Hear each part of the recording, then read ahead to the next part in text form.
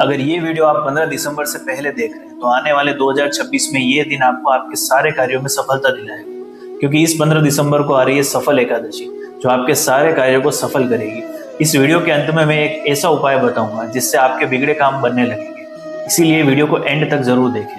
2025 में आपको लगता है कि कुछ सपने अधूरे रह गए हैं, कुछ काम ऐसे हैं जिनमें सफलता मिलना बाकी है, तो आपको इस दिन ये 3 काम जरूर करने हैं। पहला, क्योंकि इस दिन पीले रंग का बहुत ज्यादा महत्व है, इसलिए इस दिन पीले वस्त्र पहनकर भगवान विष्णु की आराधना करें, साथ ही इन्हें पीले फूल और पीली मिठाई का अर्पण करें। दूसरा, इस दिन तुलसी माँ की पूजा करना अत्यंत शुभ माना गया है, इसलिए अपने घर में लगे तुलसी जी की पूजा कर उन्हें पीली चुनरी अर्पण करें। और तीसरा, इस दिन एक पीला कागज लें और कोई 3 काम जो आपको 2026 में अचीव करने हैं उन्हें इस कागज पर लिखें।